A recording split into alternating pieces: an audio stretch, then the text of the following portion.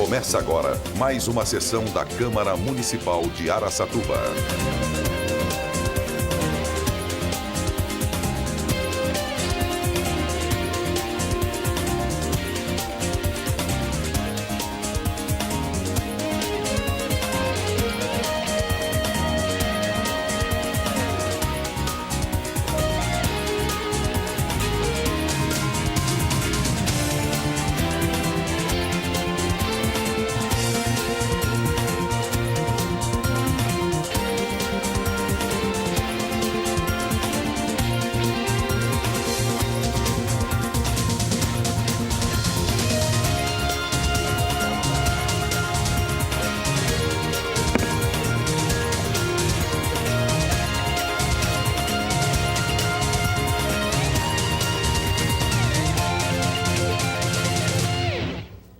Olá, boa tarde. São 17h04 e a TV Câmara passa a transmitir ao vivo, a partir de agora aqui do plenário da Câmara Municipal, a audiência pública de finanças referente ao segundo quadrimestre de 2010.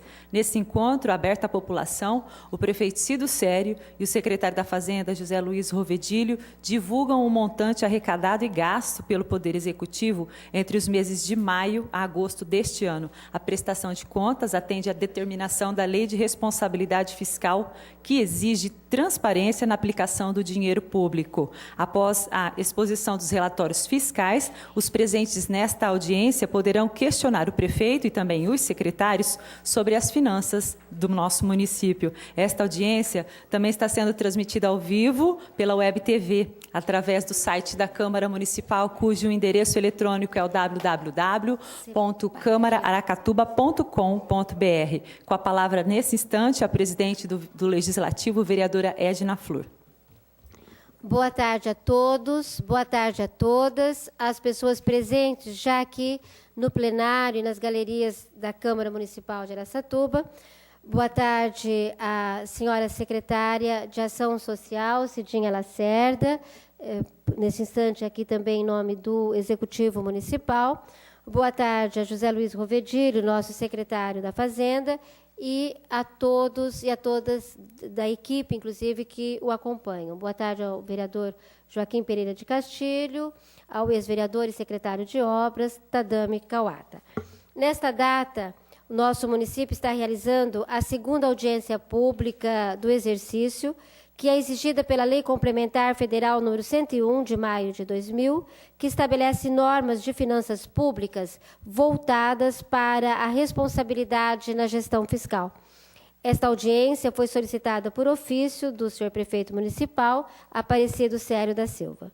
A Lei Complementar número 101/2000, Lei de Responsabilidade Fiscal, estabelece em seu artigo 9º, parágrafo 4º, o seguinte: até o final dos meses de maio, setembro e fevereiro, o Poder Executivo demonstrará e avaliará o cumprimento das metas fiscais de cada quadrimestre em audiência pública na comissão referida no parágrafo 1º do artigo 166 da Constituição Federal ou equivalente nas casas legislativas estaduais e municipais. Assim, hoje, o Executivo Municipal, em obediência à legislação, fará uma avaliação do cumprimento das metas fiscais do quadrimestre. Informamos a todos que, nos termos da Resolução 1722 de 2009, que dispõe sobre a realização de audiências públicas no Poder Legislativo, a ordem a ser seguida na demonstração e avaliação das metas será a seguinte: inicialmente, o Executivo Municipal fará sua exposição por até 30 minutos. Concluída a exposição, os membros do Poder Legislativo, Judiciário, do Ministério Público, se presentes, bem como os demais participantes dessa audiência pública, poderão fazer suas perguntas relacionadas ao assunto. Para tanto, o interessado terá o tempo de até 2 minutos para formular as suas perguntas e o Executivo Municipal terá o tempo de até 3 minutos para as respostas. Lembramos que esta presidência determinou a publicação de comunicado convidando a população para participar dessa audiência pública, assim como o encaminhamento do mesmo comunicado às autoridades que compõem o cadastro oficial deste legislativo. Nesse instante, nós queremos também cumprimentar o vereador Edival Antônio dos Santos e passamos a palavra ao secretário municipal José Luiz Rovedilho. Queremos também informar que recebemos um ofício do Centro de Referência da Mulher, informando que a coordenadora do referido órgão estará presente, Fernanda da Silva Piovesan, e também Lucas Nogueira Silva, advogado do órgão. Boa tarde, senhora doutora presidente da Câmara, Edna Flor. Boa tarde, a secretária de Ação Social, Cidinha Lacerda. Boa tarde, vereador Edival. Boa tarde, vereador líder Joaquim. Boa tarde a todos os presentes, companheiros secretários. Nós estamos presentes hoje para que nós demonstremos e avaliemos aqui os valores apontados e executados no segundo quadrimestre de 2010. Tomaremos como base aqui o relatório resumido da execução orçamentária que estabelece os artigos 52, 53 e 54. Nós vamos pedir apenas um segundo para o secretário, para que possa tomar assento à mesa, o senhor prefeito municipal, Aparecido Sério da Silva. Com a palavra, secretário. Boa tarde, prefeito, Aparecido Sério da Silva. Dando continuidade, então, as informações que passaremos, elas têm como base os artigos 52, 53 e 54 da Lei de Responsabilidade Fiscal, objeto de publicação no jornal local na data de ontem, que estaremos do quarto bimestre, e juntamente com o terceiro bimestre, que foi publicado no passado, na época, no período oportuno, estaremos fazendo a análise desses valores para que nós possamos discuti-los. Primeiramente, nós estaremos falando em 3 pontos. Nós estaremos consolidando o município, e depois a prefeitura, e depois o departamento de água. Então, estaremos falando primeiro na receita realizada do município. Antes de você passar para os dados, o prefeito queria apresentar? Perfeitamente. Antes de adentrarmos aos dados técnicos, nós vamos passar a palavra ao senhor prefeito municipal para que ele possa cumprimentar todos os presentes e também fazer as explicações iniciais que desejar. Boa tarde para todas, boa tarde para todos. Quero saudar o excelente vice-presidente da nossa Casa de Leis, doutora Edna Flor, saudar o secretário Rovedilho, secretário da Fazenda, a secretária da Assistência Social, Cidinha Lacerda, os vereadores Edival e Joaquim da Santa Casa, os secretários aqui presentes.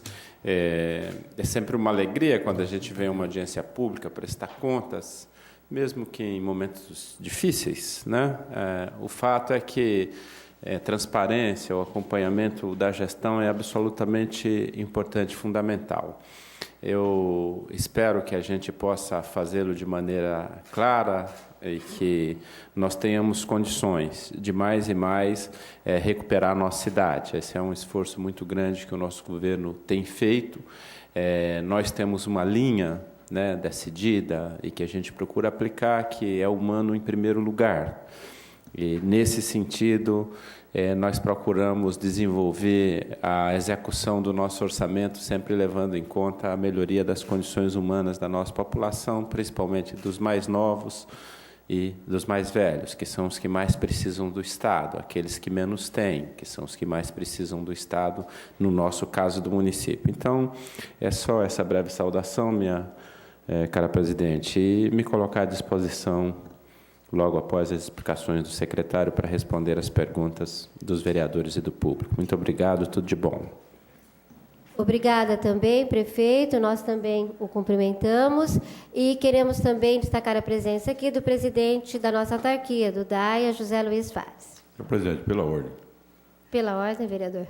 É uma audiência pública, de finanças, e é uma decepção não estar aqui hoje os vereadores que mais criticam, que querem saber valores, quanto foi gasto com isso, quanto foi gasto com aquilo, e, infelizmente, está aqui a oportunidade dos vereadores questionar o prefeito, de frente a frente, tete a tete, o público, as pessoas que escrevem no jornal contra a Câmara, escrevem às vezes contra o Executivo, e são praticamente os cohortes que não aparecem nessa sessão para questionar essas situações, quando tem alguma dúvida com relação aos balancetes, à despesa, e eu fico decepcionado com essa posição. Vereador, a nós, coube, além do comunicado oficial, também um comunicado a todos os gabinetes dos vereadores, também destacar aqui a presença do vereador Olair Bosco, e dizer que, com relação ao público, nós até já recebemos algumas advertências públicas aqui, no sentido de que talvez nós tenhamos que alterar o horário. Eu acho que, me comprometo a conversar com o nosso prefeito municipal, para que a gente veja a possibilidade de alteração de horário das audiências com relação ao público. Com relação aos vereadores, acho que eles teriam que falar por si mesmos. Então, passar novamente a palavra ao nosso secretário. Então, primeiramente, nós estaremos analisando aqui no primeiro quadro a receita realizada do município. Então, nós fizemos um resumo do valor da receita realizada no segundo quadrimestre, um comparativo dos dois quadrimestres anteriores, do exercício atual e dos dois anteriores. Em 2008, a receita realizada do município foi de 81,01. Eu vou arredondar os números aqui para ficar mais fácil. 81,01 milhões de reais. Depois, em 2009, no mesmo quadrimestre, nós arrecadamos 79,97 milhões de reais. E agora, no quadrimestre de 2010, nós arrecadamos de 98,049 milhões de reais. Aí nós fizemos uma comparação de que de 2008 para 2009 nós tivemos uma redução de 1,3% na receita realizada e um crescimento de 22,6% de crescimento da receita realizada no município no segundo quadrimestre, comparando 2009 com 2010. Acumulada, nós temos em 2008 340 milhões, 182,34 milhões. No de 2009, 182,68 milhões de reais. E no de 2010, agora, 214,02 milhões de reais. Depois nós passamos a comparar especificamente a receita da Prefeitura Municipal de Araçatuba. No segundo quadrimestre de 2008, 67,7 milhões. Depois, no de 2009, 66,7, uma redução de 1,5%. E depois, no de 2010, 82,44 milhões de reais, indicando um crescimento de 23,55%. E na acumulada, em 2008, do período até o segundo quadrimestre, 155,4, 2009, 156,1 e em 2010, 184,1 milhões de reais. Especificamente quanto ao Departamento de Água, a receita realizada para o segundo quadrimestre de 2008 montou em 13,2 milhões de reais, em 2009 13,2, demonstrando uma pequena redução, mas não significativa, e em 2010 já 15,6, indicando um crescimento de 17,78%. Acumulada a receita em 2008, 26,8, em 2009 26,5 e em 2010 nós temos agora acumulada 29,8 milhões. Depois nós vamos agora, no próximo quadro, fazer um comparativo com a despesa empenhada. Aqui nós tomamos o cuidado de fazer sempre a receita efetivamente realizada e a despesa empenhada ou comprometida. Mesmo que não liquidada, não paga efetivamente, mas nós fizemos questão de fazer uma comparação aqui com a empenhada ou com a já compromissada. No município, no segundo quadrimestre de 2008, 60 milhões de reais, no de 2009, 81 milhões de reais, 8, no de 2010, 95 milhões de reais. De 2008 para 2009, um crescimento de 31,21 e agora nós tivemos uma redução de 36,20, redução comparada com o 33, ou nós empenhamos menos do que foi empenhada na relação 2008-2009. Indica acumulada uma despesa empenhada acumulada 195,4 em 2008, em 2009, 177,9, em 2010, 223,1. Agora, tratando especificamente da Prefeitura Municipal, a despesa empenhada em 2008 foi de 48,4 milhões, em 2009, 69,09, indicando um crescimento da despesa empenhada de 29,86, em 2010, 78,8, um crescimento de 14,27, comparando 2009 com 2010. Ela se manteve acumulada em 165 milhões no ano de 2008, 149 milhões no ano de 2010 e 186,8 milhões agora no ano de 2010. Especificamente quanto ao Departamento de Água, a despesa empenhada no segundo quadrimestre de 2008 foi na casa de 11,6 milhões, no 2009 foi na casa de 12,7 milhões, indicando um crescimento de 8,89% na despesa empenhada. Em 2010, 16,1, apresentando um crescimento de 26,6%. A despesa empenhada acumulada no ano de 2008 montou 30,3 milhões, em 2009, 28,2, e em 2010, 36,2. Agora nós vamos falar da liquidada, né, da despesa liquidada, a despesa efetivamente que já foi contratada, aquela que já está em fase de execução, ou aquela que já houve efetivamente o recebimento, a execução do serviço. No segundo quadrimestre, estaremos falando também em primeiro lugar do município, ou seja, da Prefeitura Municipal e o Departamento de Água juntos, valores somados. No segundo quadrimestre de 2008, 73,5, no ano de 2009, 88,3, indicando um crescimento de 20,04, e no ano de 2010, 105 milhões de reais, indicando um crescimento de 18,9, comparando 2009 com 2010. Acumulada, ela tem a soma, um montante de, em 2008, de 162,2 milhões, no ano de 2009, 156,1 e no ano de 2010, 198,4.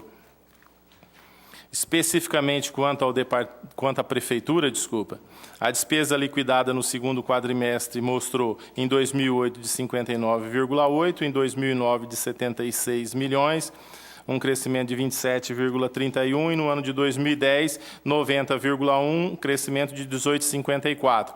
Acumulada no ano de 2008, 133,2, 2009, 133,2 também, se manteve estável, e agora no ano de 2010, 168,1. Quanto ao Departamento de Água, as despesas liquidadas, no primeiro quadrimestre de 2008, ela se montou em 13,7, no ano de 2009, 12,3, uma redução de 11,81, e agora no exercício de 2009, 14,9, mostrando um crescimento de 21,12%.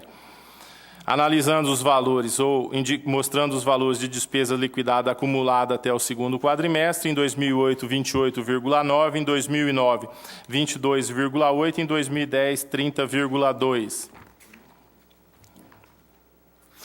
Bom, depois que a gente mostrou alguns quadros, a gente teve a preocupação aqui de falar alguma relação de como que é o conceito e que os relatórios de gestão fiscal que o Tribunal de Contas utiliza, que a gente, através do programa de Aldesp, a gente informa o tribunal, que serve de dados para ele verificar como está sendo feita a gestão dos recursos públicos, né? Então, a gente cuidou aqui de abrir um parênteses antes de começar a falar números, de falar de como que era feita algumas receitas, a composição, para que sirvam, que elas servem de referências para se fazer comparativos. E aí a gente tem a receita corrente líquida do município, né? Que ela é um parâmetro de limite estabelecido para a Lei de Responsabilidade Fiscal, que ela serve, dentre outros, para se apurar os gastos com o pessoal e a dívida do município. E aqui a gente está também estabelecendo o que é a receita corrente líquida do município.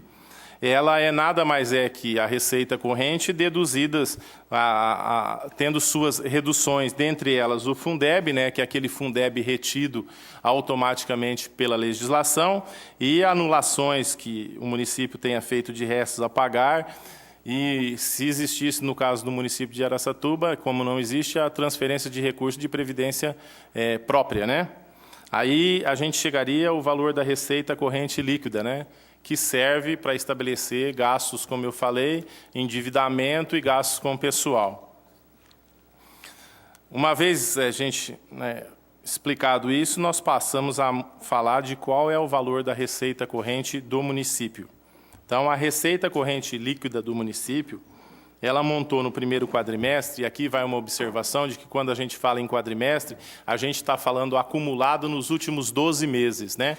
Então, ela acumulada nos últimos 12 meses, ela indicou 250,2 milhões de reais no ano de 2008, 271,8 no ano de 2009.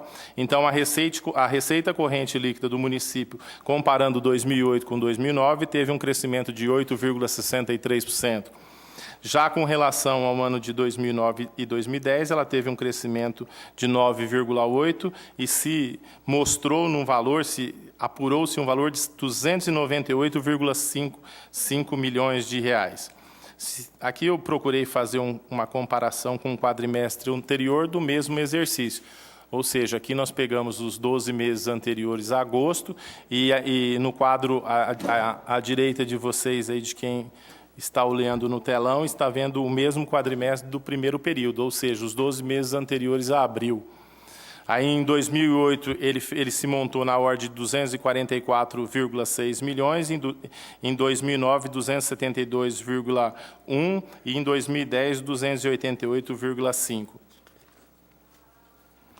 Agora a gente passa a tratar a receita corrente líquida específica da prefeitura, né, que serve de base para a gente fazer parâmetro, dentre eles o gasto com percentual. No quadrimestre atual, né, em 2008, nós temos uma receita corrente líquida na ordem de 209,3. Em 2008, 2009, 231,1, indicando um crescimento de 9,41%. Em 2010, 255,3, indicando um crescimento de 10,46%. Comparando-se com o quadrimestre anterior, ou seja, de abril, os 12 meses que antecedem, 2008, 203,8, 2009, 231,3, em 2010, 246,8. Especificamente com relação ao Departamento de Água e Esgoto de Araçatuba, a receita corrente líquida no quadrimestre atual, ela se montou em 2008 em 40,8 milhões, em 2009, 40,7, mantendo-se estável, em 2010, 43,2, indicando um crescimento de 6,09% na receita corrente líquida do Departamento de Água.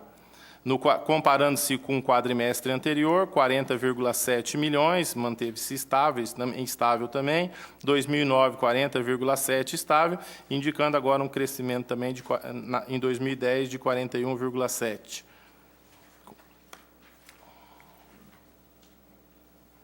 A gente está cuidando aqui de mostrar algumas coisas, fazendo a sequência da publicação que foi feita no jornal de ontem, né?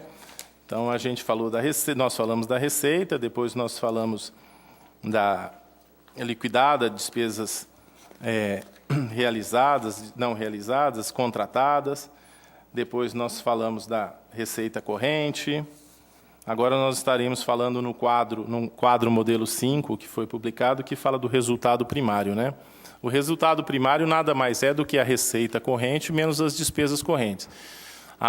O propósito é ver se a receita do município está sendo suficiente para suprir as obrigações das despesas, né? Então, as despesas correntes com as receitas correntes com as despesas correntes, né? Comparado esses valores, no município ele teve um resultado primário positivo em todos os anos, ou seja, a receita foi suficiente para bancar todas as despesas, se compararmos em 2008, 2009 e 2010. Em valores, em 2008, nós tivemos 27,2 milhões de resultado positivo, ou seja, de superávit de receita. Em 2009, de 31,9, em 2010, de 19,8.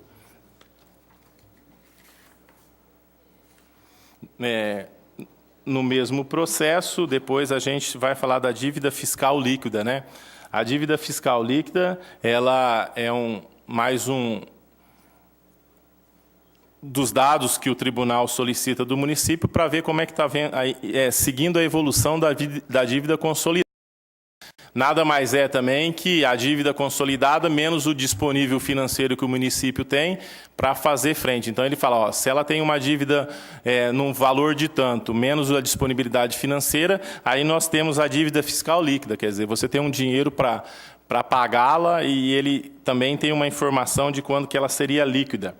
Então, a nossa dívida fiscal líquida nos últimos 3 anos, considerando o segundo quadrimestre, em 2008 ela montou 177,1 milhões de reais, em 2009 176,9 e em 2008 188,1 milhões de reais. E aqui não está se falando em crescimento de dívida, né?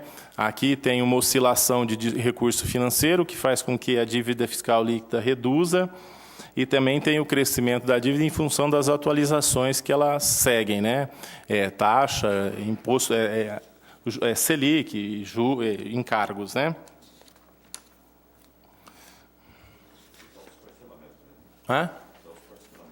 Isso. Na verdade, a dívida consolidada do município, né, ela é composta de... a gente fala em dívida consolidada, né? Aí o parcelamento, ela é parcelada e paga o parcelamento. Também, tá? Então, você tem dívida de previdência social, você tem dívida de precatório, você tem dívida de banco, que também foi feita e que foi refinanciada e que a gente vem pagando. A dívida nossa, ela monta na ordem de 233 milhões de reais. Tá? Aí ela é composta de previdência, precatório, dívidas com bancos consolidados. Quando houve o Tesouro, todas as dívidas foram consolidadas e o Tesouro assumiu todas as dívidas dos bancos e parcelou para que não se fizesse mais operação financeira e tal. O município também tem alguma coisa perto de 30 milhões de reais para pagar e vem amortizando esse com o decorrer do tempo. Outro demonstrativo que nós temos é de restos a pagar, ou seja, aquelas obrigações que não foram pagas dentro do exercício e que no exercício seguinte são pagas, né? Que são, na verdade, são as oscilações do passivo a curto prazo, né? Que é também estabelecido por artigo 53 da Lei de Responsabilidade Fiscal. Então, nós fizemos um comparativo aqui, fizemos o comparativo da evolução do restos a pagar com a disponibilidade financeira, obviamente, suficiente para se cumprir o pagamento de restos a pagar. E o resto a pagar também ele demanda de situações e situações, né? Tem obra que ficou em restos a pagar que não foi, às vezes, executada, não deu continuidade. Então, tem vários fatores. Em 2008, nós tivemos um montante de 3,4 milhões de reais. Em 2009, 6,4. E em 2010, 8,5. 2008 para 2009 teve um crescimento de 86, em 2010 32,7. Tomamos o cuidado de colocar ao lado aí a disponibilidade financeira suficiente para cumprir essas obrigações. Em 2008, 45,8 milhões. Em 2009, 57,8. Em 2010, 47,4 milhões de reais. Aí nós separamos entre Prefeitura e Departamento de Água. Na Prefeitura, em 2008, 2,7, 2009, 6,4, em 2010, 8,5, 2009 para 2010, 32,51% de aumento, e a disponibilidade financeira em 2008, 43,7 milhões, 2009, 47,8, em 2010, 40,1. O Departamento de Água, no resto a pagar, em 2008 era R$ 753 mil, em 2009 baixou para R$ 80 mil, e em 2010, R$ 64 mil, quer dizer, quase nenhum resto a pagar. 2008 a disponibilidade era 1,5 milhões, 2009 8,5 e agora em 2010 6,8. Sempre observando que nós estamos falando no momento atual, ou seja, 31 de agosto, aqui no caso de disponibilidade financeira.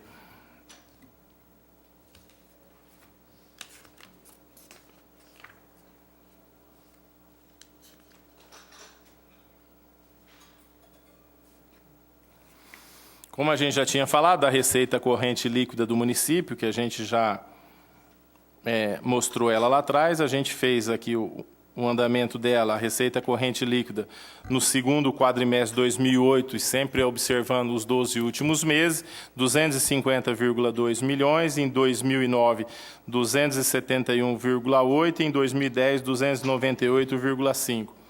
2008 para 2009, um crescimento de 8,63, em 2009 para 2010, 9,8.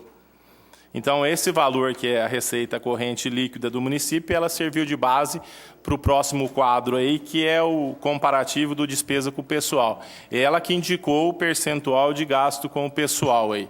Então, no segundo quadrimestre, que nós tivemos um gasto com o pessoal na ordem de 105 milhões de reais, indicou, se comparado com a receita corrente líquida, um gasto com o pessoal de 41,96%.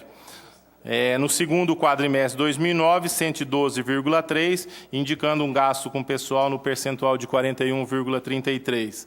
Em 2010, agora 131,8 milhões, indicando um percentual de 44,16%. Sempre observando que a média do gasto pessoal também é os últimos 12 meses, e o 44,16% indica que o município está abaixo do que determina a lei de responsabilidade fiscal, também que estabelece um percentual de até 54% de gasto com o pessoal.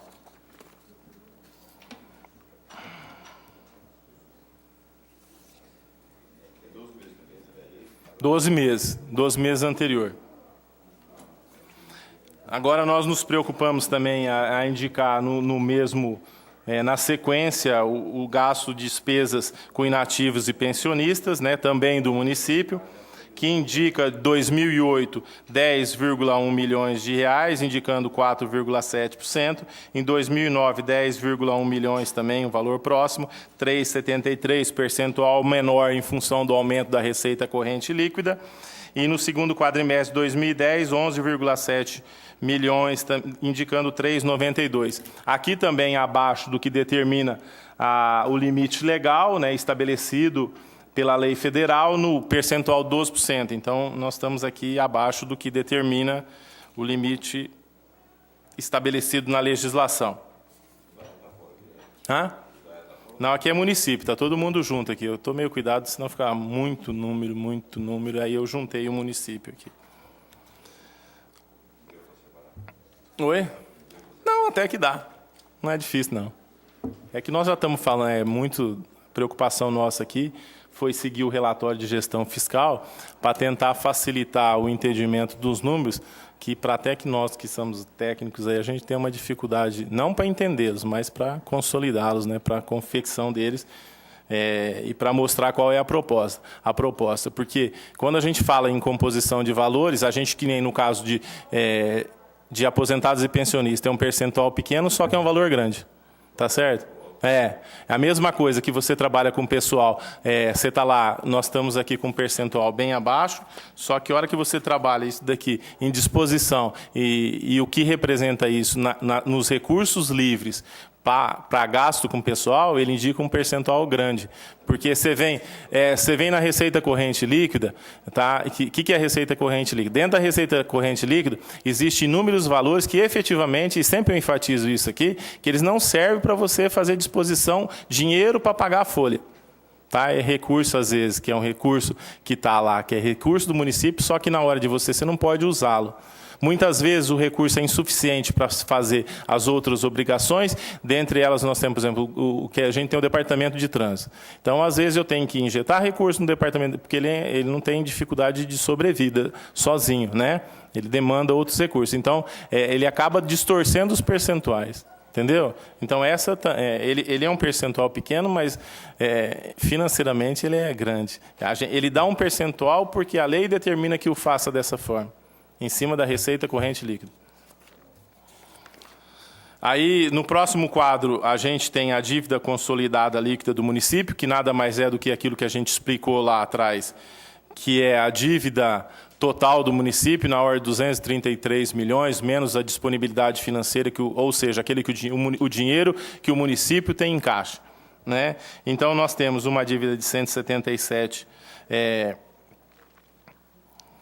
em 177,1 no segundo quadrimestre de 2008, né? 70,76, aqui a gente faz uma comparação com a receita corrente líquida do município também, que é um dos limites, né? Que a gente pode, no máximo, 120%, né? Tem um limite, ou 1,2%.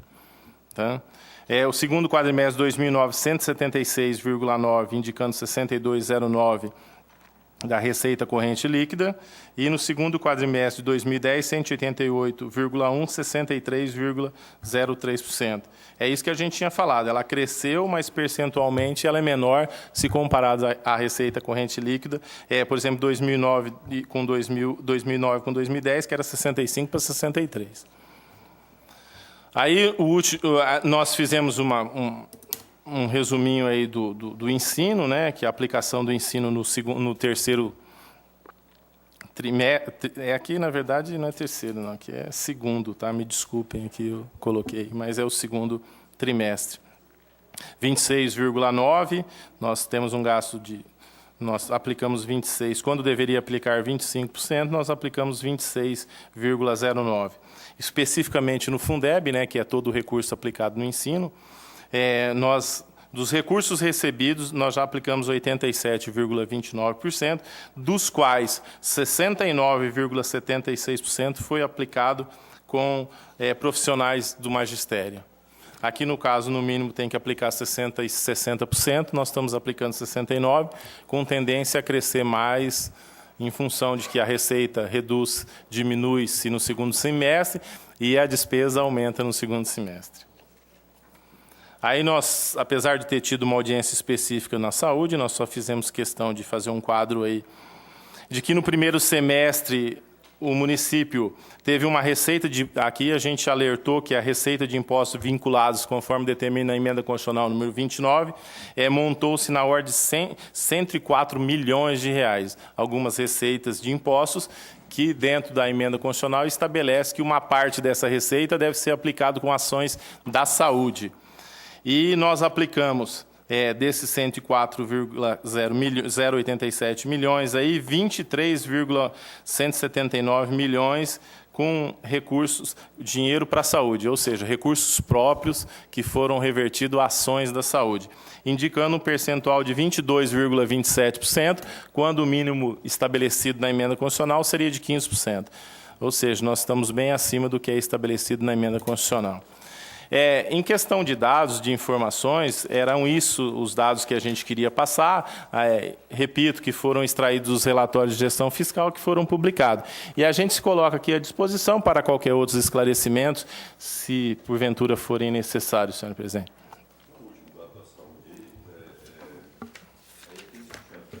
O mínimo de ser aplicado é 15%, mínimo 15%. 22. Sim, 8 milhões. Tá Vamos gastar o dobro de que isso e mais um pouquinho. Concluída, portanto, a exposição, nós queremos inicialmente perguntar se o senhor prefeito quer fazer alguma observação. Então, nós podemos dar sequência daquela forma que anunciamos no início. Nós vamos, então, consultar aos vereadores, inicialmente, se alguém quer fazer alguma pergunta, e depois alguém do público, e assim sucessivamente. Vamos passar inicialmente aos colegas vereadores e à vereadora. Se alguém tem algum pedido de esclarecimento a ser feito. Tá certo. Também registrar a presença da vereadora Durvalina Garcia e do vereador Cido Saraiva. O vereador Edivaldo Antônio dos Santos vai fazer a sua pergunta. Eu queria fazer um comentário primeiro. Eu estava olhando as receitas do município aqui, estou vendo que o ICMS, nós já arrecadamos 46 milhões do previsto 51 milhões. Então, a indústria e o comércio de Araçatuba, vereadora Edna, está alavancando essa receita aqui, esse superávit que nós estamos tendo hoje, praticamente está sendo superado pelo ICMS, que vem da indústria e do comércio. São quase 12 milhões de reais a mais com relação ao ano anterior. Mas, Rovedilho, eu queria fazer uma pergunta sobre a questão desses recursos que estão parados, esses recursos, esse dinheiro está parado nas contas, nessas contas vinculadas. Asfalto Ezequiel Barbosa. Nós temos algumas ruas para serem pavimentadas lá e esse dinheiro está parado R$ 146.407 há muito tempo. Nós temos asfaltos guias diversas ruas, na nossa caixa, nosso banco tem 3 contas, que chega um total de R$ 513 mil de recursos para pavimentação, inclusive tem aqui, por Araçatuba G, R$ 85 mil. R$ 513 mil de dinheiro parado nessas contas vinculadas para diversas ruas. Queria saber o seguinte, se aqui pode ser definido e destinado para um determinado bairro só para fazer a pavimentação. O prefeito pode responder, o secretário? Mas é o seguinte, que o Ezequiel Barbosa, na verdade, foi um problema. Definiu como era para ser asfaltado e lá não tinha galeria. E aí nós paramos tudo. Vamos fazer asfalto sem galeria. E nós terminamos, meu caro secretário de Obras, semana passada, terminamos a composição de galerias do Ezequiel Barbosa. O Ezequiel Barbosa já está licitado. Na verdade, deveria ter começado, doutor Ederson, ontem. Essa semana era para ter começado, mas com a chuva, a empresa que ganhou, se não me engano, lá a JN que ganhou, a JN justificou que com essa chuvarada ela não tinha condição de colocar as máquinas no Ezequiel. Mas o Ezequiel já está... Nós já fizemos uma galeria que não tinha, já arrumamos dinheiro para o asfalto. Essa é uma situação que nós já vivemos em outras ruas, né? Todo o Muarama, a parte de baixo, a gente arrumou um recurso para fazer o asfalto, aí não pudemos fazer, o Olair me acompanhou lá, porque não tinha galeria. Então, nós terminamos de compor a galeria. Eu preciso até pedir a ajuda do vereador Olair, porque nós registramos ontem um boletim de ocorrência, porque alguém está quebrando as galerias lá de maneira propositada e criminosa, né? Que é um absurdo, não é possível. A gente gasta uma fortuna, né? E alguém vai... Lá, eu já tinha reclamado com o vereador Olair, faço questão de fazer em público, reclamado porque ele mora na região e nos ajuda na região, não reclamado como se ele fora culpado ou qualquer coisa que o valha. Lá, alguém, de maneira também proposital e criminosa, costuma entupir a rede de esgoto do DAIA. Nós já também registramos um boletim de ocorrência, porque é uma coisa contra a cidade, que não tem o menor sentido, absurdo. É o que fizeram lá nas galerias, o doutor Tadami esteve ontem lá, fotografou, filmou, fez o boletim de ocorrência, enfim, porque não tem sentido, né? A gente gasta uma fortuna, para quê? Para poder compor o asfalto. Só para eu não perder o fio da meada, dizer o seguinte, a questão do Araçatuba G também é de igual teor. O problema nosso lá é a galeria. Nós não podemos compor o asfalto sem antes fazer a obra de galeria, que já... nós vamos, só para eu dar a ideia, Tadami, assim, nós vamos para a Avenida e depois para a Araçatuba G. Nós estamos saindo do Ezequiel Barbosa, vamos fazer as galerias da Valdemar Alves, e depois, em seguida, iremos para o meu caro Cildo Saraiva, que esteve comigo várias vezes, até levantou as mãos para o céu ali. Saímos do Ezequiel Barbosa, estamos indo fazer a Valdemar Alves e depois vamos fazer a galeria do Araçatuba G para compor o asfalto nessas regiões. Só, presidente, ainda tem um minutinho, eu queria fazer um comentário que o vereador Edival fez bem bacana, que é assim, Araçatuba foi uma das cidades que mais gerou emprego formal no último período. Graças a Deus, desde que eu sou prefeito, tem sido isso. Araçatuba bateu o recorde de geração de emprego. Mesmo com o problema enfrentado pelos frigoríficos Mata-Boi, mas os frigoríficos da região toda enfrentaram o problema, tá certo? Vários, de várias ordens. A nossa taxa tem sido positiva, de geração de emprego formal, né? E a gente conseguiu trazer... além do recurso do estaleiro que está vindo, mas duas grandes empresas, meu caro Edival, já começaram as suas obras aqui. Eu tinha começado, no começo do ano, No começo do ano passado, eu tinha falado com o pessoal da Rigesa, iniciamos as tratativas, o Tadame, o Joaquim, algumas pessoas me acompanharam, e aí, com a crise, eles pararam, porque é capital internacional, e agora já retomaram, e já estamos a todo vapor para fazer o empreendimento também da Rigesa, que atende os frigoríficos e a Nestlé, por isso que aqui é um ponto estratégico para eles. Meu caro Rovedilho, você ficou... Senhor presidente, só queria confirmar. Nós temos aí quase 513 mil reais de asfalto de várias ruas. Eu queria saber do Rovedilho, do senhor prefeito, se esse dinheiro pode ser somado para pavimentar um determinado bairro, porque são várias contas vinculadas aí, acho que são 5 ou 6 contas vinculadas. Não. Se pode somar e pode, vamos supor, vamos fazer o asfalto do São José, vamos fazer o Verde Parque. Não, é específico, é contrato firmado, que esse dinheiro é uma contrapartida para aquele contrato, nós temos que cumprir aquele objeto. É objeto. Ele é específico para aquele objeto. Mas aí no caso aí, várias ruas. Como é então, que mas mesmo diversas ruas já estão pontuadas quais são as diversas ruas. Já estão estabelecidas. Quando você faz o convênio, você já estabelece quais são essas diversas ruas. Já é um determinado que eu não sei te falar qual que é, mas é específico. Esse recurso é basicamente Araçatuba G e Ezequiel.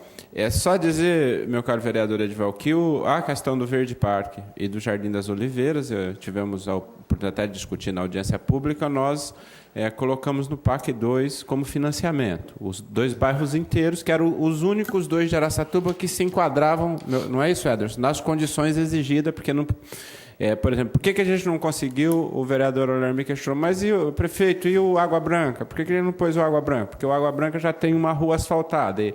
E a exigência do parque é o seguinte, não pode ter nenhuma rua, não pode ter infraestrutura no lugar. Se tiver infraestrutura, não pode. O vereador Oler ficou lá comigo, vai dizer, prefeito, a regra não nos permitia incluir os bairros que já têm alguma infraestrutura de asfalto ou de galeria. Por isso, em Araçatuba, nós só pudemos contemplar no projeto 2 bairros, que foi exatamente o Verde Parque e o Jardim das Oliveiras. Isso não significa que já está certo, porque essa é financiamento, aí vai depender aqui da nossa capacidade de endividamento, porque um acho que é 5 milhões, o outro 9 milhões. 10 milhões o total. Alguém do público que queira fazer pergunta? Tá certo. Não havendo, novamente, consultamos os colegas vereadores. Acho que você foi muito eficiente, Rovedilho, na sua exposição. Não há nenhuma pergunta mais? Tá certo. Claro. Eu estava vendo aqui, senhor prefeito, no gasto com a saúde, o município, no primeiro semestre, eu até fiz comentário aqui naquele momento que o secretário Rovedilho estava fazendo comentário, que a obrigação constitucional do município é 15% das receitas, né? E, na verdade, foram gastos 23 milhões de reais no primeiro semestre, quer dizer, 8 milhões de reais a mais do que estava previsto gastar. Que esses 8 milhões a mais foi investido em quê? A mais do que estava previsto? Olha, nós temos investido muito em saúde preventiva. Eu já tive a oportunidade aqui nessa Câmara de dizer, nós fomos o primeiro município dessa região do estado a implantar o NASF. Né? Nós já tínhamos completado o programa de saúde da família, o CAPS. Na verdade, o CAPS é até importante que essa informação, porque eu e o Rovedilho discutimos ontem. O CAPS, na verdade, como nós ainda não tivemos autorização do governo do estado, que nos falta, o município tem arcado com toda a despesa do CAPS, com 100% da despesa, quando a regra era o município pagar 50% e a União repassar 50%. Mas como está parado o nosso processo, ele não foi autorizado na Secretaria Estadual, no gestor estadual, a gente implantou o CAPES, mas a gente não tem recebido o recurso da União por conta dessa autorização que não saiu. Nós tivemos um problema de outra hora na cidade que impacta muito o prefeito, a prefeitura, quem vive aqui, os vereadores sofrem com isso. Alguns medicamentos, que é a função do Estado repassar, às vezes não vem. No nosso caso, não vem muito. Aí, o que o prefeito faz?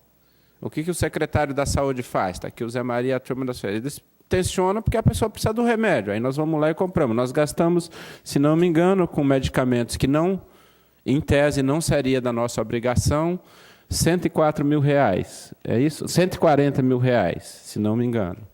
Com remédio que o Estado deveria mandar para cá. Como não vem, como não tem, nós, ali na hora da grita, nós acudimos e compramos. Nós estamos discutindo na saúde uma maneira de ser mais eficiente nesse debate, porque quando vai a reclamação, né, quando a população reclama, ela imagina que é o município que tem que cumprir a tarefa. Então, quando vai para o jornal, por exemplo, não tem vacina, é o município, não tem aqui em Araçatuba, então a culpa deve ser de alguém daqui. Bom, não chegou, aí nós temos que dar, nós temos procurado cumprir. Agora, nós procuramos melhorar e diversificar o nosso atendimento à saúde, melhorar os nossos postos de atendimento, reformamos vários. O senhor teve a oportunidade de me acompanhar num que o senhor conhece historicamente, na Prata e na Jacutinga, que não tinha reforma, acho que mais de 20 anos, não se fazia adequações, também na cidade. É claro que a gente teve uma ajuda. Formas, é importante que se diga que tem dinheiro do governo federal. Por exemplo, Maria Tereza, que é o nosso posto lá da Nossa Senhora Aparecida. O Turrini, São Rafael, o vereador Joaquim esteve comigo no Turrini, que nós já entregamos. O Maria Tereza nós não entregamos ainda, né? Nós estamos concluindo. Então, tem tido esse conjunto de gastos importante que eu espero que a gente possa mais e mais ir equacionando, porque o município fica com muita responsabilidade, fica com muita despesa e tem que fazer frente à necessidade da população que mora aqui, que está aqui pertinho do prefeito. Tá certo. Dando continuidade, alguém do público, Edson, do Conselho Tutelar. Por favor, Edson Rocha, né? Boa tarde a todos e todas. Bom, na realidade, é uma dúvida. Eu gostaria que o Rovedilho pudesse tirar. O nosso maior problema vivenciado hoje no Conselho Tutelar é aonde colocarmos adolescentes e crianças com dependência química. Nós temos aí, mandamos um ofício ao secretário de Saúde, ele nos respondeu que o Benedita e o CAPES dariam esse suporte. Nós não estamos tendo esse suporte. A minha pergunta no orçamento pode-se destinar recursos para um convênio, já que nós não temos uma casa de tratamento e drogadição na nossa cidade? Pode-se usar o dinheiro para fazer um convênio com uma cidade vizinha ou com um município vizinho, para que nós possamos ter aonde enviar essas crianças que estão no crack, na droga, ou não é possível a utilização dos recursos para esse tipo de tratamento? A meu ver, primeiramente, teria que se alocar no município, principalmente por causa que a gente está falando do CAPES, aí a gente está disponibilizando recursos, daí é a opinião do secretário da Fazenda, né? Não sei por que não daria certo, né? Ele é passivo de se fazer isso, mas o secretário aqui ele se pronunciaria divergente no sentido de que, primeiro, nós teríamos que viabilizar no município de Araçatuba, né? Recurso público municipal teria que ser gasto no município, né? Seria uma... né? Seria incoerente, né? Eu acho que a todo o esforço nosso da gestão de fazer parceria, na verdade, nós gostaríamos que o CAPES fosse utilizado na sua... eu vou falar plenitude, talvez não seja a palavra adequada aqui. A secretária de Assistência Social, Cidinha, não sei se ela quer falar, mas ela está me dizendo que começou a discutir a possibilidade do CAPES 3, 24 horas. É isso. Agora, o fato é que se o governo do Estado não nos autorizar o CAPES AD, nós não temos condição de dar o próximo passo, porque, você veja, no CAPES álcool e droga, qual que era? A nossa responsabilidade era para ser 50%, porque a União se dispõe a contribuir com os outros 50%. Bom, nós estamos dependendo... Eu vou falar de maneira... Eu sou prefeito e sei que é demorado mesmo. Então, às vezes a gente faz uma crítica para quem está lá na frente e às vezes acontece a mesma coisa com a gente. Mas, assim, está dependendo da assinatura de alguém só para que Brasília possa nos repassar o recurso. E essa pessoa, por algum motivo, a assinatura não sai. E aí, nós estamos já há quantos meses, Rovedilho? Uns 6 meses, mais ou menos. 6 meses, mais ou menos, que nós estamos colocando o recurso, que era para ser 35 mil, nós estamos colocando 70 mil. 65. 65 mil. Então, isso para nós, para o nosso município, o nosso município, na verdade, os números, quando a gente trata do orçamento assim, eles parece bem bacana, eu sou bancário e às vezes eu sofro, porque às vezes a realidade ela atropela a gente de maneira diferente, distinta. Nós tivemos um grande prejuízo no início do ano com as chuvas.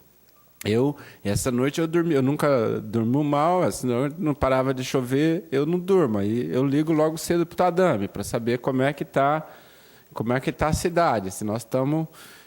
tomamos todas as precauções de novo para que a cidade suporte a chuva. Agora, né, o ano passado nós fizemos a nossa lição de casa, aguentamos até o dia 30 de dezembro, 28, 29, 30 de dezembro, depois o volume de água foi mais forte do que a nossa organização.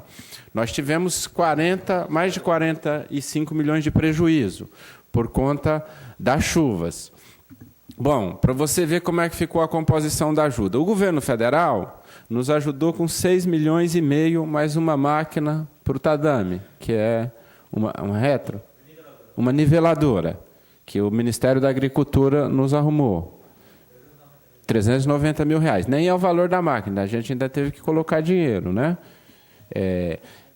110 mil, nós tivemos que colocar do orçamento da prefeitura. 120. O Rovedilho adoece quando tem que colocar esse dinheiro nessas coisas. Bom, 6,5 milhões que nós estamos arrumando a Pompeu, fizemos as paredes da 2 de dezembro e consertamos o esgoto do Peba, que era uma judiação com o Baguaçu. No caso específico do estado de emergência, nós ficamos 100 e tantos dias em estado de emergência reconhecido pela Defesa Civil. O governo do estado não nos ajudou com nenhum real até esse momento. Eu tenho um compromisso da Casa Civil conosco, que logo após a eleição eles vão repassar 632 mil reais para nós. É isso, Ederson? Que nós vamos utilizar na Eudorindo Perenha. Porque aquela região... Nós resolvemos a questão ali, Olair, você conhece bem, do Muarama. Só que a água do Concórdia ainda não tem saída, ela ainda vai vir por cima do asfalto arrastando tudo, porque a Eudorindo Perenha não tem galeria. Então, nós vamos fazer as galerias da Eudorindo Perenha, para a gente melhorar a performance de macrodrenagem ali daquela região da cidade. Tá certo. O Wilson levantou, falou de CAPES, ele já se colocou ali à disposição, e logo após a sua fala, Wilson, para não ser antiética, eu vou fazer minha colocação também a respeito dos adolescentes, secretária, tá bom, com relação ao CAPES. Tá bom. Então, em relação ao CAPES, o Ministério da Saúde mandou 50 mil reais para implantação em dezembro de 2009. Nós repassamos esse dinheiro para a entidade, nós fizemos um contrato de cogestão com a Associação Benedita Fernandes, e eles tinham 90 dias para implantar esse CAPES.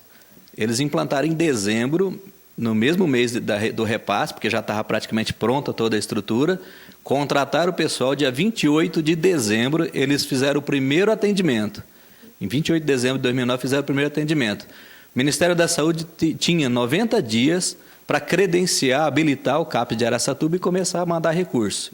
Então, janeiro, fevereiro, março era para estar habilitado. Nós estamos em final de setembro, outubro, e até agora não saiu esse credenciamento ainda. E a Prefeitura está bancando sozinha esse recurso. Sem pegar de volta depois, né? Passa o tempo e a gente continua pondo e o termo de parceria não é compensável. Exatamente. Nós não vamos repor dinheiro do fundo municipal para a conta da Prefeitura, mesmo porque a gente também não tem sobra. Não é a questão do fundo, é da conta partida. E o Ministério também não vai mandar dinheiro retroativo, ele vai mandar do credenciamento para frente. Agora, em relação a criança, a adolescente, recurso do município. A tabela de procedimentos que o CAPES atende, se você pegar a tabela do Ministério da Saúde, ele vai de 6 anos a 110 anos.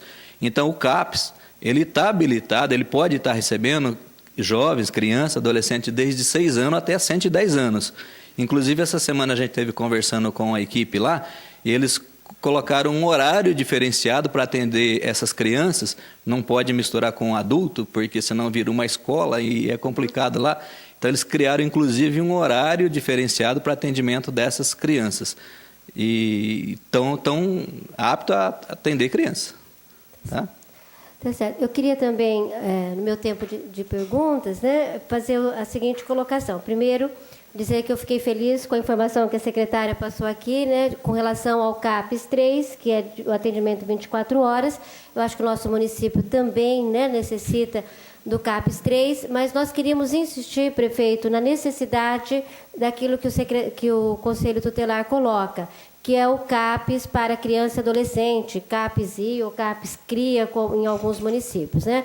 Porque nós sabemos, e o ministro Gabas, quando esteve aqui, esclareceu, que pelas regras do Ministério da Saúde, o CAPES atualmente implantado, o AD, né, nessa fase de regulamentação, apenas com investimentos do município, sob protesto aqui do secretário, mas tudo bem, ele legalmente, por portaria do Ministério, ele pode atender criança, e nós sabemos do esforço, eu quero deixar o testemunho, prefeito, do trabalho muito bom que vem sendo desenvolvido ali no CAPES. A dificuldade é que todos nós sabemos que uma coisa é trabalhar com adultos. Ali, uma grande parte dependente de álcool é uma realidade. Outra é trabalhar com adolescente que faz uso de substância química. Então, nós vivemos um drama realmente no município. Nós temos assim, né, um número muito, muito grande. Em contato com algumas autoridades da área, nós sabemos que passam de 400, né, os adolescentes envolvidos já diretamente com a questão, né, da dependência química. Então, eu penso que nós precisaríamos de ter um local especializado, né, na questão de criança e adolescente. E, enquanto não vem, eu queria reforçar, prefeito, a solicitação. Eu penso que se o município pudesse, ainda que temporariamente, né, algum convênio com alguma entidade, como Jaci, né, Rio Preto, me parece Pirajuí, não sei onde o Conselho encaminha, mas que nós tivéssemos a possibilidade, ao menos dos veículos, me parece que isso estava sendo autorizado pela Secretaria de Saúde, o doutor Osmar disse aqui que estava autorizando o transporte, né? Não sei se ainda isso é possível, se está continuando esse trabalho, mas nós precisaríamos desse atendimento. Então, a gente queria reforçar a necessidade do CAPES, criança e adolescente, e enquanto não houver um atendimento especializado, que nós tivéssemos a possibilidade de um convênio para esse atendimento. Em relação ao CAPES 3, nós tivemos uma reunião ontem com a diretoria da Associação Benedita Fernandes, a gente apresentou a portaria, que foi dessa semana, e eles estão fazendo o estudo lá deles da viabilidade de fazer a implantação, a transformação do CAPES 2 para CAPES 3, com os recursos transferidos do Ministério. Então, o Zé Carlos, o professor, o doutor Gimael lá está avaliando a portaria e verificando se aquele recurso que o Ministério vai implementar, se é suficiente para esse atendimento, o que a Prefeitura vai precisar pôr, se é que vai precisar pôr alguma coisa. Então, já fizemos reunião com eles e estamos aguardando uma resposta deles. Em relação ao CAPES infantil, nós tivemos interesse da APAI em apresentar um projeto de CAPES infantil. A DRS, através da área de saúde mental, deu uma informação de que não seria possível a APAI assumir um CAPES infantil. Mesmo assim, nós pedimos para que a APAI apresentasse o projeto e para a gente dar encaminhamento, porque era a mesma coisa do Benedita Fernandes. O Benedita Fernandes não pode fazer, mas pedimos que encaminhasse e está dando certo. Então, a gente está pedindo para a APAI que encaminhe também o projeto. Nós temos feito um esforço muito grande, o governo, nesse sentido. O Edson, nossa testemunha, sabe do empenho que eu pessoalmente tenho, mas a secretária, os secretários, de uma maneira geral, têm tratado essa questão. É uma questão que tem abalado muito o mundo, o Brasil, de maneira muito particular. A questão de dependência química, quando se trata de criança, de adolescente, tem sido uma questão destruidora, né? Muito, muito contundente na vida da família, na vida da pessoa atingida. O crack tem uma característica nova e avassaladora, porque a pessoa, eu estava lendo um estudo, a pessoa não precisa nem ser dependente químico para ficar dependente do crack, ela não precisa nem ter aquele... porque a dependência química é um fator do humano, alguns têm, outros não. Mas o crack parece que ele tem algo além, que ele destrói a pessoa, pega a pessoa. Então, é uma preocupação.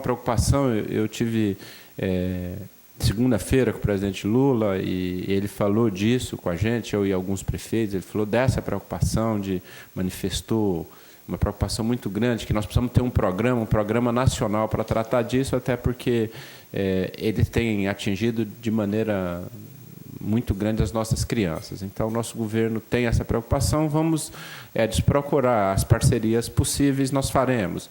Eu só insisto que nós temos, esse ano, nós estamos vivendo um dilema orçamentário muito grande, que às vezes a tranquilidade do Rovedilho aqui não deixa transparecer. Mas ele, quando vai despachar comigo lá na sala, ele fala: prefeito, nossa situação é difícil.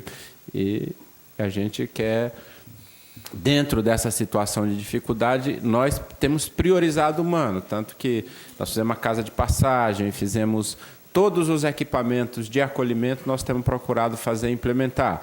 E você sabe que essa não é a grita da cidade. Se eu pegasse todo esse dinheiro que peguei para fazer esses equipamentos e tivesse feito asfalto, a cidade ia estar mais satisfeita comigo, ia estar mais contente comigo do que está hoje eu fazendo coisa. Mas eu sei que isso é absolutamente necessário, eu não tenho dúvida. A gente não vira prefeito para agradar, para administrar por pesquisa. A gente vira prefeito para gerir e administrar para o ser humano, que ele é o sentido das coisas. Então, é por isso que a gente tem investido tanto nessas questões que são cruciais para a vida humana. Novamente, consultamos agora algum dos vereadores ou vereadora, e registrar também a presença do secretário Hélio Consolaro, secretário de Cultura. Vereador Joaquim Pereira de Castilho, com a palavra. Só queria uma informação, que nós estamos vivendo inúmeros casos de catapora no município. Se nós temos um número de vacinas suficiente para atender a demanda, o Ministério ou Secretaria da Saúde está mandando. Como está a situação da Secretaria da Saúde do município hoje?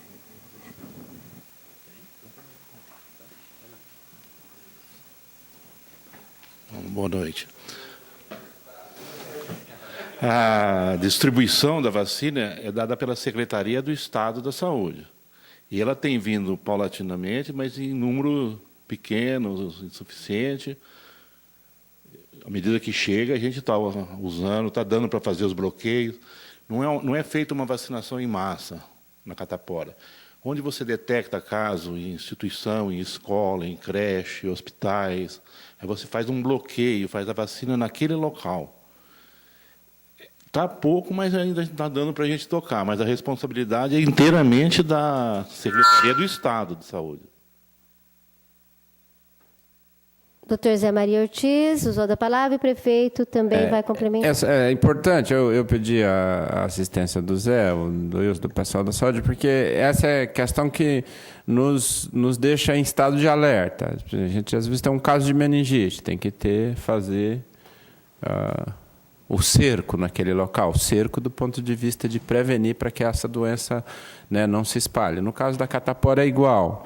E a gente tem tido essa preocupação de pedir, de falar, nós precisamos ter o número de doses adequados, porque chega a determinadas...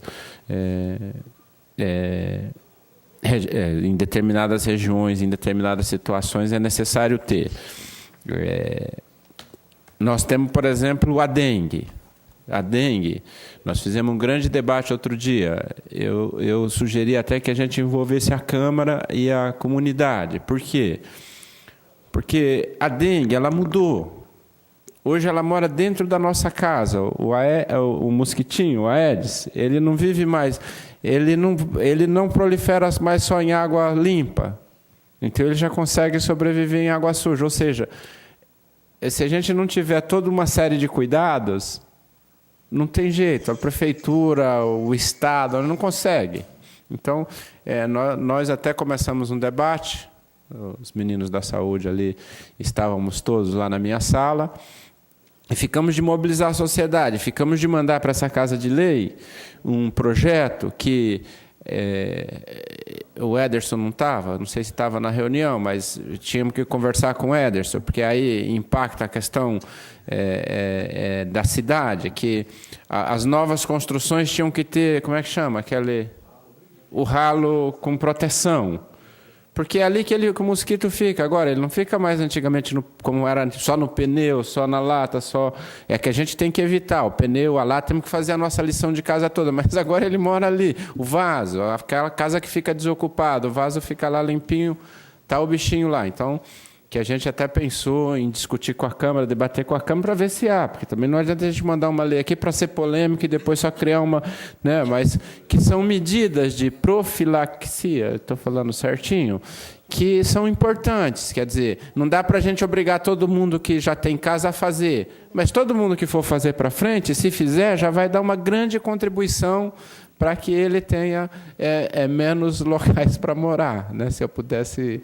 Então, essa tem sido algumas preocupações nossas, nós temos, inclusive, investido muito nisso. Esqueci de dizer ao vereador Edival, quando perguntou, a nossa equipe de controle de vetor, além de ter crescido, ela tem se mantido, e é uma luta cotidiana que o pessoal da zoonose faz, muito, muito importante, né? Que agora chega a época da chuva, a gente pode voltar a ter problemas novamente.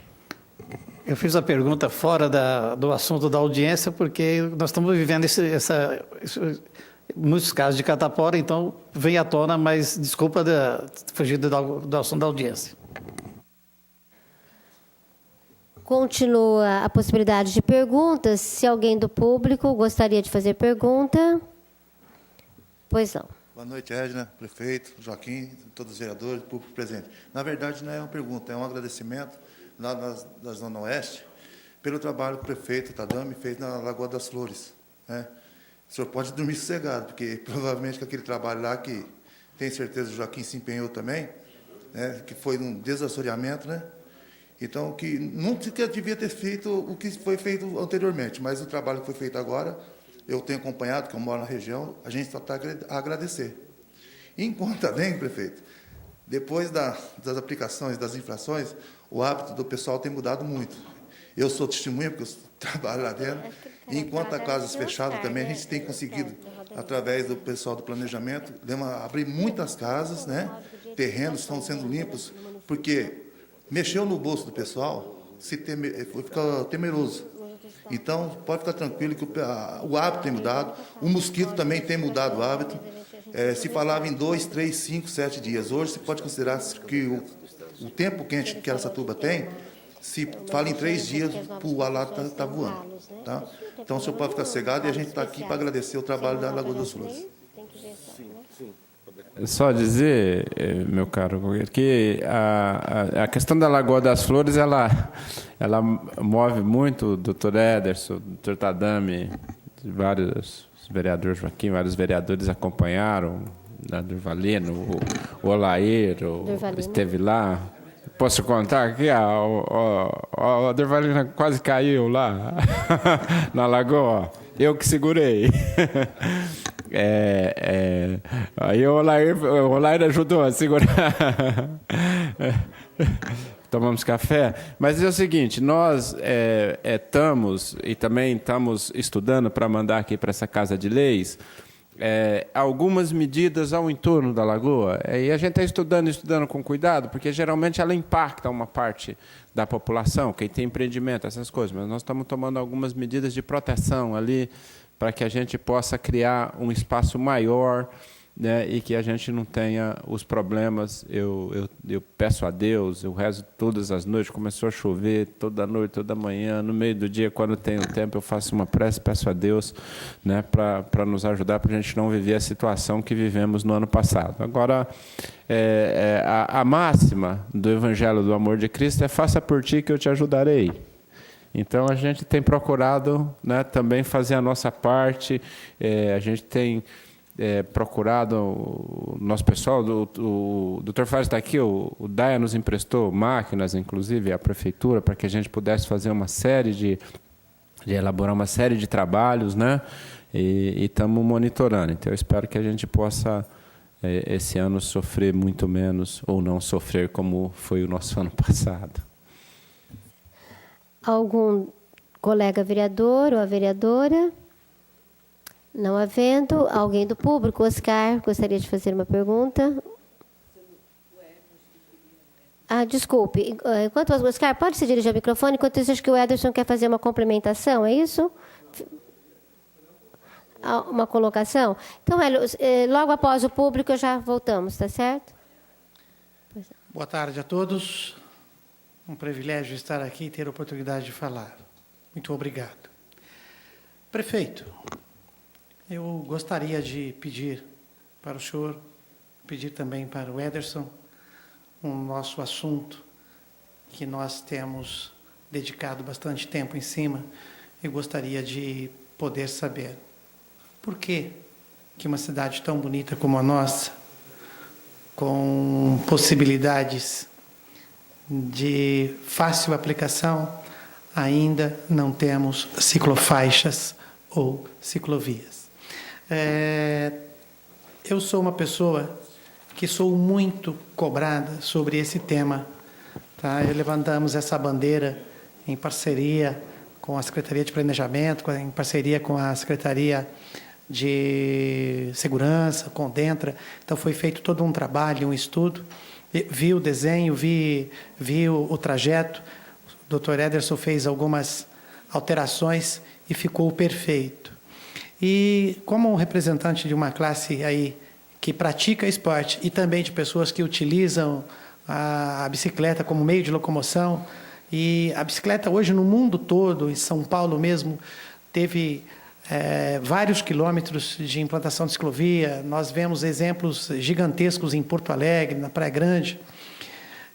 Nós temos cidades muito menores, vizinha nossa aqui, com um número menor de bicicletas, e que já conta com esse benefício. E eu preciso de levar uma resposta. O que falta?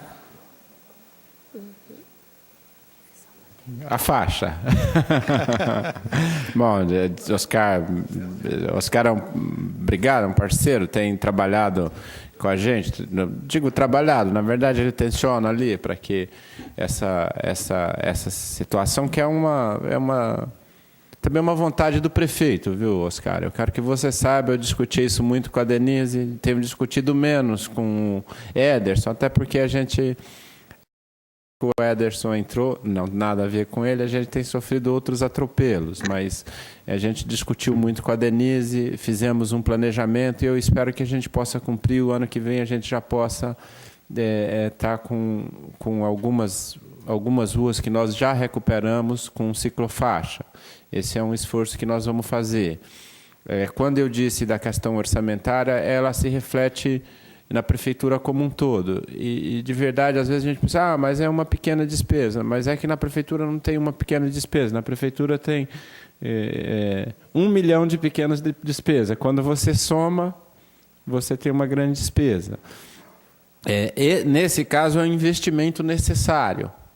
E eu sei que você já tem conversado lá, mas eu vou também sentar com o Ederson a semana que vem para a gente ver em que pé estamos, porque a gente já tinha feito um planejamento com a nossa secretária anterior, que era a Denise, né? Que a gente morre de saudade da Denise, não, nada contra o Ederson, que nos atende de maneira maravilhosa e é uma excelente pessoa, um grande companheiro, mas é da gente instalar as ciclovias, as ciclofaixas. Na verdade, aqui, nessa região a nordeste, aqui, da José Ferreira para até o Abiana, vindo aqui para Fundadores, né, que liga ali a Zona Leste. Ali, a nossa ideia é fazer ali uma ligação bacana. A ideia é ligar o Bosque à Lagoa do Miguelão também por ciclofaixa. É lógico, tem que recuperar, né, 2 de dezembro. O Lair também nos tensiona muito ali. Tem aquela região ali da 2 de dezembro, Cido, aquela região ali, a gente recuperar para fazer a ligação da Lagoa do Miguelão com o Bosque. Nós vamos fazer isso.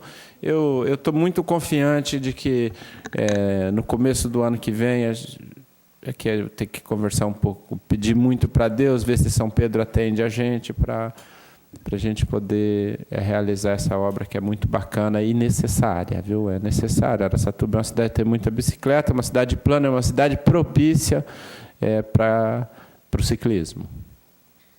Tá certo. Tá certo. Eu agradeço e eu não sei se ainda existe, mas no Ministério das Cidades existe uma verba específica levando o projeto lá. Isso é viabilizado com bastante rapidez, porque eles têm interesse. Isso vem lá do Banco Mundial. Muito obrigado pela resposta. Obrigado. E tivemos, inclusive, o Dr. Lério esteve em Brasília e tratou disso, entre outras coisas, mas também já viu se há a possibilidade, como é que a gente se encaixa, como é que a gente entra, que aí isso facilitaria muito a nossa situação, né, que estamos aí numa situação de aperto. Tá certo. Prefeita, só aproveitando a questão da ciclofaixa, antes de passar já a palavra para o secretário Hélio, dizer que no Verde Parque, né, está sendo prevista ali a duplicação da Eliezer e possivelmente com o PAC 2, nós estamos aguardando, né, tivemos reunião lá com o secretário, não só aguardando, mas rezando, né, para que a gente possa viabilizar as galerias e a pavimentação do Verde Parque. Mas se a gente pudesse pensar nas ciclofaixas também ali na questão da Eliezer, porque aquela população ela acaba ficando quase que sem. Nós tivemos o DR, não será possível uma rotatória ali na entrada do bairro por questões técnicas, né, porque está muito próximo ali da Marcelo Dias, e o DR não aprova uma outra na proximidade ali. Então, a população vai ter que se deslocar pela lateral, não vai ter jeito. Então, que a gente pensasse, Ederson, né, nós temos falado nesse sentido, de ciclofaixas também naquela região, né? Mas nós queremos, né, considerar importantíssima a sugestão, né, como o prefeito já disse, e se a gente pudesse também lembrar dessa área, né, com algum projeto para complementar as obras na região ali do Verde Parque. Eu concordo, doutora Edna, e só acho importante, assim, eu acho que de qualquer maneira nós temos que tensionar um pouco o DR, porque ali é uma situação com uma densidade demográfica razoável, que com a duplicação, pensa bem, nós estamos resolvendo ali, a secretária da Assistência Social, o secretário da Saúde, a secretária de Educação, a secretária de Esporte, eles têm feito ali um jogo conjunto para levar para os alunos, para as crianças menores ser atendida lá mesmo, não ter que atravessar a pista. Mas imagina, duplicado, aquilo ali vai ficar muito difícil.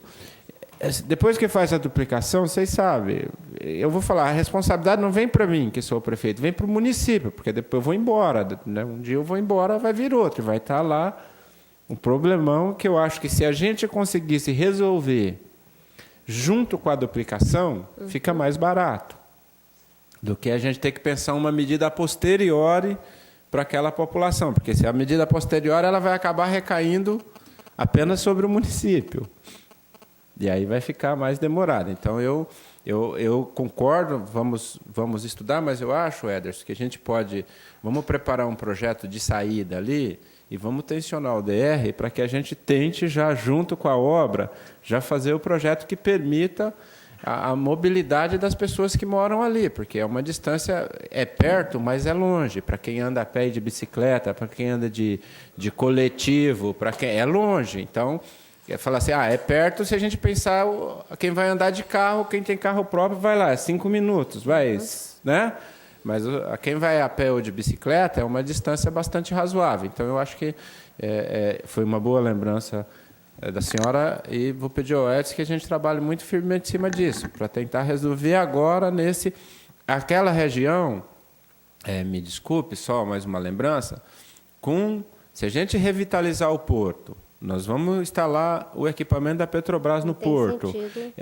Nós vamos ter o estaleiro no porto. Ali, e o volume de veículos, nós estamos falando em 300 caminhões dia, fora isso a mais do que nós já temos. Imagina as pessoas que moram ali vão ficar ilhadas, cercadas, né?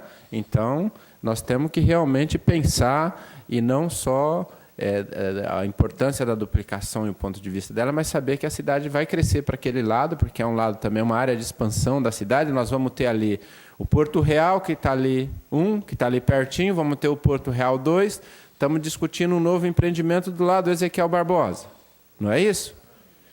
Imagina, ali vai ser um Deus nos acuda, né? Para eu usar uma expressão aqui, né? Que vai ter muita gente por ali com a possibilidade pequena de se movimentar. Tá certo. Secretário Hélio. Ô, Hélio, pode usar esse microfone aqui, olha, por gentileza. Ederson, se você preferir. É mais fácil. Lembrar os velhos tempos, seu tempo não tinha. É o seguinte, eu queria fazer uma análise aqui, porque às vezes nós ficamos nos batendo com o presente e nos esquecemos um pouco do passado. Hoje, muitos problemas que nós vivemos, a falta de equipamentos, na cultura, por exemplo, eu vivo isso. Nós não temos um teatro grande, nós não temos, não temos um lugar para fazer convenções, né? Em termos de esporte, saúde, não temos uma pista para andar. Falta um monte de coisa. Por que isso falta? Isso é um pouco, analisando as finanças aí, por que isso falta? É bom lembrar que em 1996 nós optamos, eu digo nós, porque os nossos representantes, o prefeito da época, os vereadores da época, e a população da época aprovou, nós optamos pela transferência dos trilhos. E nós nos endividamos. Aliás, 4 administrações seguintes, ou mais, não sei, ficaram em torno disso, de pagar um pouco essa dívida. Se houvesse naquela época, não estou dizendo que a mudança dos trilhos seja ruim, mas vou dizer assim, dizendo porque optamos, quem opta por alguma coisa, o orçamento é um só. E nós fizemos aquilo lá sozinho. Tá? Foi sozinho.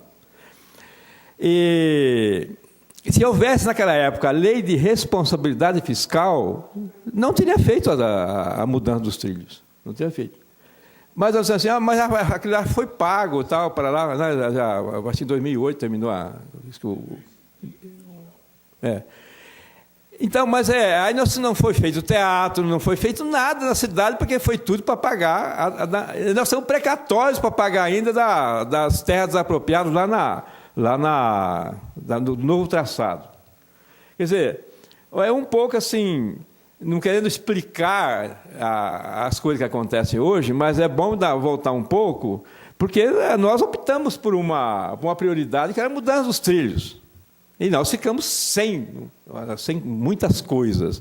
Aí você vai numa cidade lá em Prudentes, nossa, a cultura lá está teatro para isso, teatro para aquilo, e tal, mas não mudaram os trilhos. Você vai do lugar, não sei o quê. Então nós temos assim uma coisa que nós precisamos interpretar um pouco o nosso passado para ver aonde que nós qual foi a opção que nós fizemos. Que não dá para mudar os trilhos e fazer tudo. É tudo que era preciso. Então, hoje, nós estamos pagando um pouco o preço dessa falta de infraestrutura que temos na cidade. E também, uma outra coisa interessante, que eu estive numa assembleia, no orçamento participativo, que a rua da minha casa, eu moro há 28 anos naquela rua, nunca foi recapeada. E o asfalto está bom. Eu fui lá no Nico Vilela, no orçamento lá, que o asfalto foi feito em 2000 e está um farelo. Então, alguma coisa está errada. Né? Então, é um pouco. Eu só queria fazer essa consideração. Se o Rovedilho quiser emendar e dar outro chute de bico, aí tudo bem. Mas vamos lá. E se fosse só o trilho ainda, nós já tínhamos resolvido, né? Porque hoje a dívida do município, como a gente falou, é 233 milhões de reais. Muito dela complica a situação do município em efetivar recursos hoje e voltar à população muito daquilo que a gente recolhe e que não é revertido. Se a gente colocar na ponta do lápis tudo aquilo que é dívida que é paga, tudo aquilo que é precatório, tudo aquilo que a gente paga, é muito recurso que a gente não consegue reverter. Então, o município não está pagando só hoje especificamente. Você fez um exemplo, mas tem muita coisa além disso. São 233 milhões de dívida. Tá certo? Então, a gente amortiza aí, eu não vou dar bicuda errado, não, mas alguma coisa perto de 20 milhões, 25 milhões ano. Chutando assim, falando sem... Entendeu? Então, aí você vê esse 25 milhões ano aí, quanto é que daria para fazer e reverter a população de obras e serviços? Olha, enquanto essa última colocação, né, era feita, e com o saudosismo do Hélio Consolaro, né, o saudosismo financeiro, né?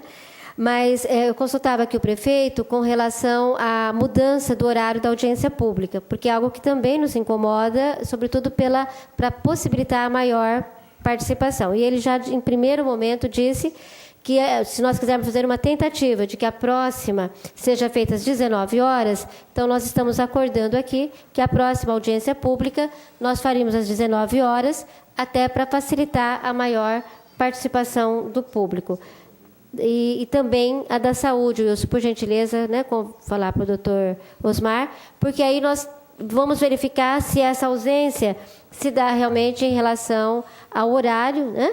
E, se não, nós vamos buscando formas dessa participação. Embora, para assuntos muito técnicos, o secretário Rovedilho também está dizendo que, normalmente, a população prefere, né, lá no bairro, já participou dos orçamentos participativos, talvez também seja isso. Mas eu acho que nós temos que dar aqui a nossa contribuição, enquanto poderes, né, o Executivo e o Legislativo, no sentido de facilitar.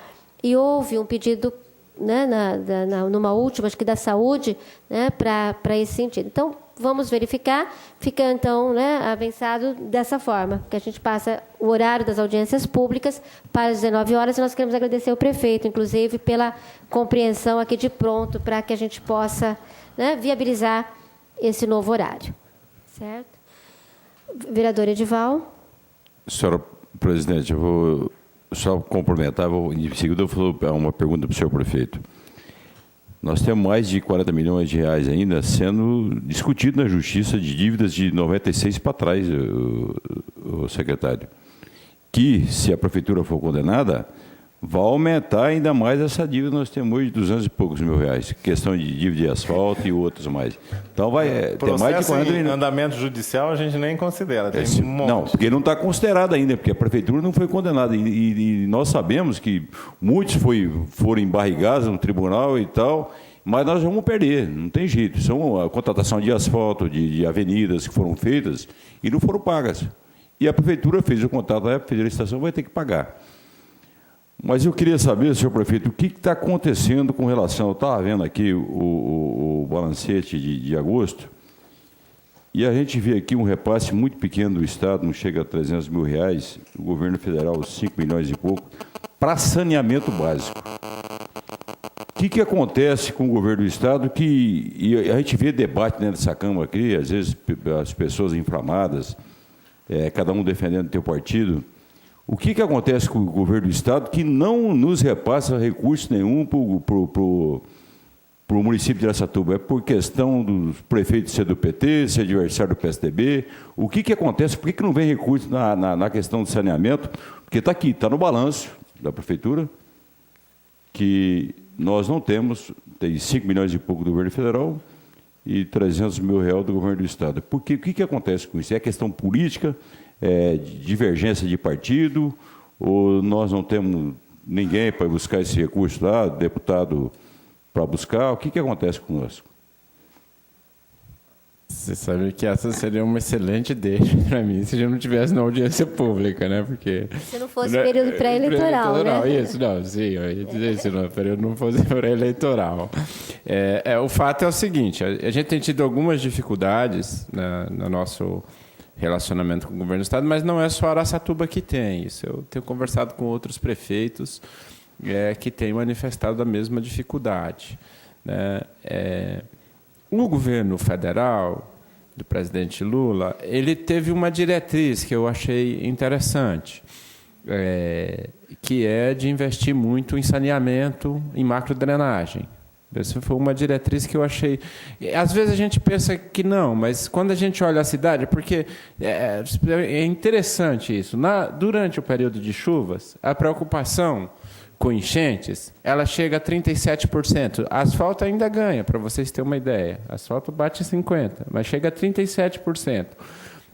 No período em que não chove, a preocupação com drenagem e macrodrenagem cai para 0,2%. Eu acho que é por isso que, historicamente, nunca foi feito, porque aí chega no período de seca, ninguém nem se lembra que pode ter água. E aí a preocupação com aquilo vai lá embaixo. Se a gente for, né, administrar olhando esses dados de pesquisa, você não investe nisso. Por quê? Porque a densidade é baixíssima.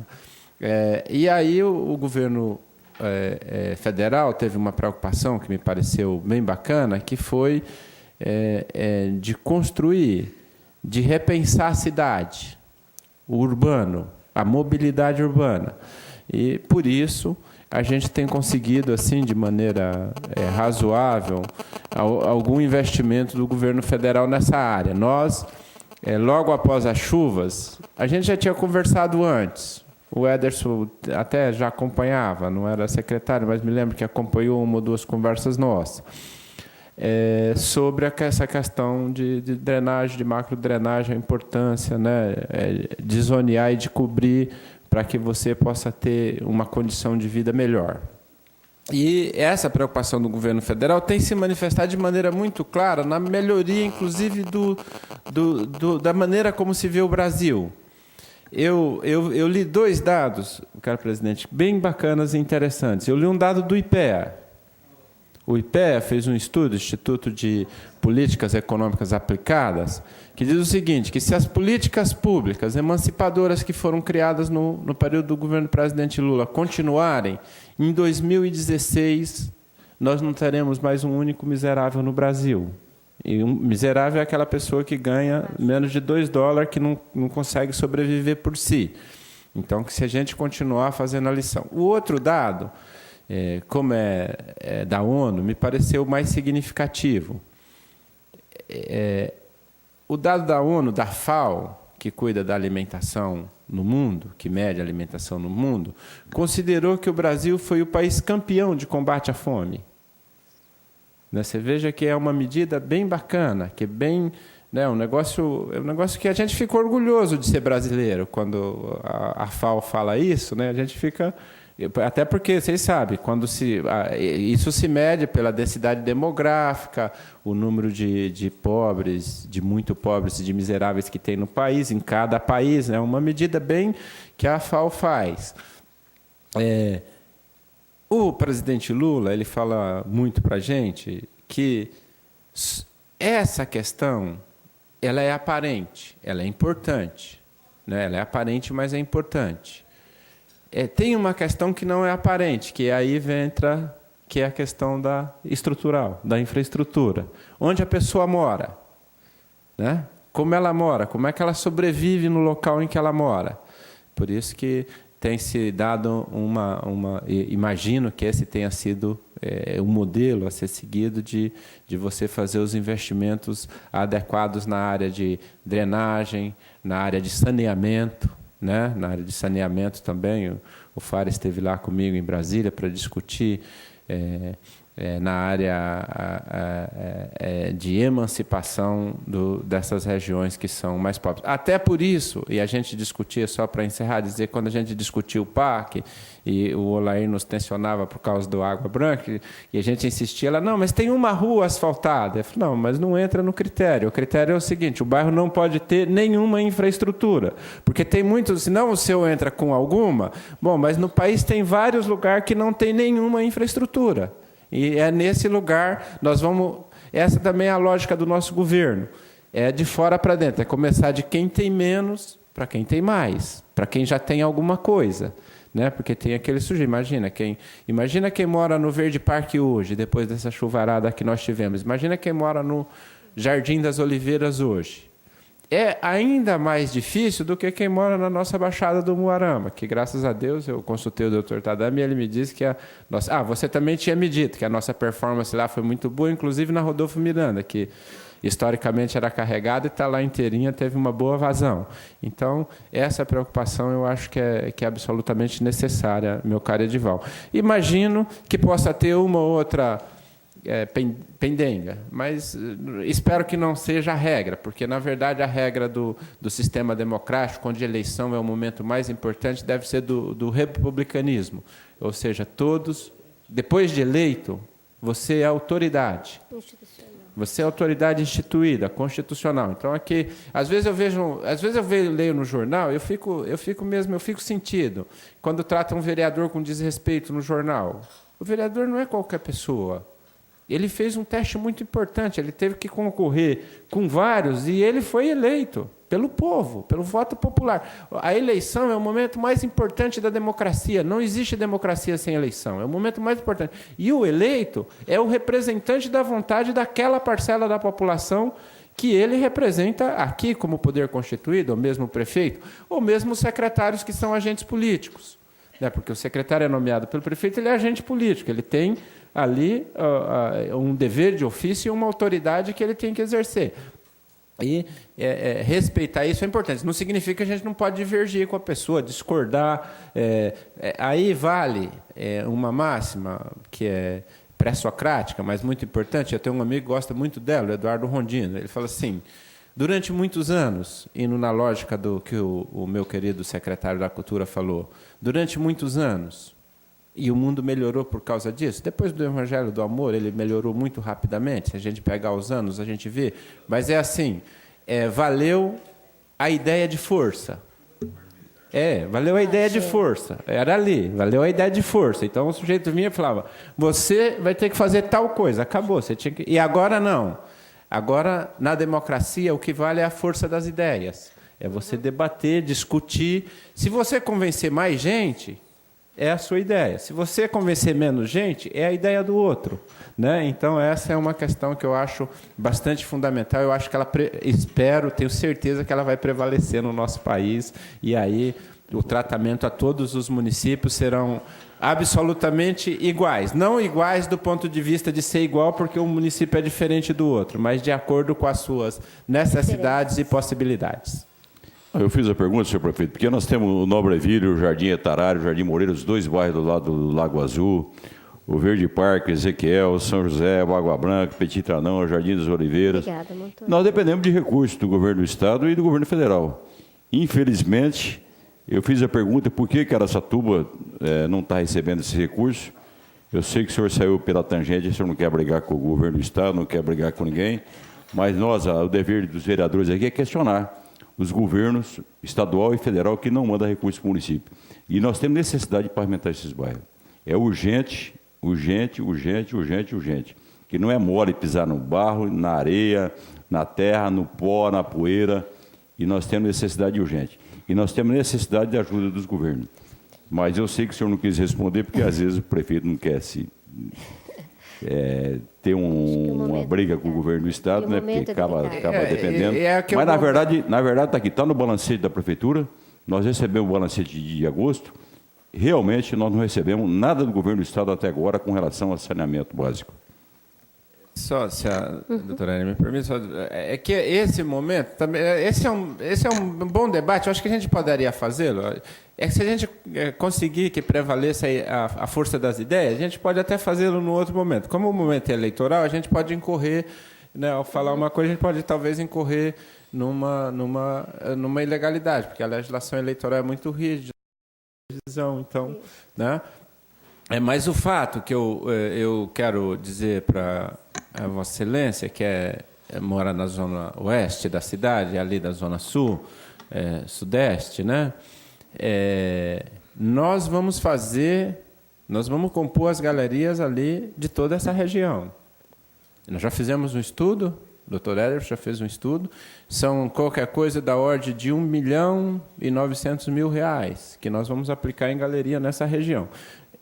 Eu espero que a gente tenha condição de fazer a galeria e o asfalto, porque você sabe, a gente faz a galeria e as pessoas ficam contentes. Só tem festa mesmo quando você faz o asfalto. Eu espero que a gente tenha condição de fazer a galeria e o asfalto, mas com certeza a galeria dessa região o senhor pode ficar tranquilo que nós faremos ali nessa região que o senhor citou, que é uma região, inclusive, que nós visitamos aqui.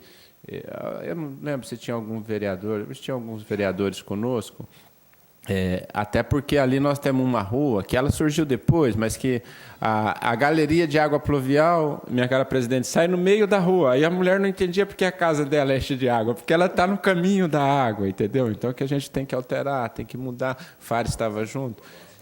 É desse jeito, então. Então, a gente nós vamos alterar a situação daquela população muito grandemente. Prefeito, só para, tendo em vista aí o questionamento do vereador Edival, ele trouxe a questão do saneamento.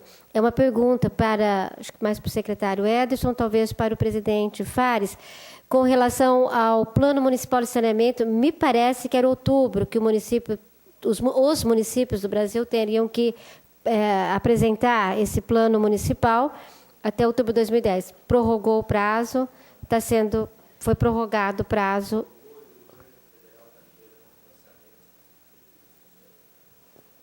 Tá certo. Eu estava preocupada porque nós estivemos em Penápolis, quando das propostas para o DAIA, que nós estamos aguardando o Fares falar sim para todas elas, nós estivemos lá e nos foi alertado dessa preocupação para outubro. Então, houve prorrogação do prazo. Muito obrigada. Tá certo. Gente, acho que nós estamos já próximo ao horário de término. Se tiver alguma pergunta do público, iremos priorizar. Pergunta mesmo, Coqueiro, porque senão a gente foge do objetivo da audiência. Vai direcionado ao doutor Edson. A gente está vendo novos empreendimentos ali na toda a região da cidade de Araçatuba, no projeto Minha Casa Minha Vida, não é isso? Eu estou preocupado, até porque a gente anda muito, conhece bem a cidade. No fundo, representa precisamente da Chácaras Moema, tem um conjunto novo lá muito grande. Já há um estudo, um projeto para novas EMFs, UBS, nessas regiões?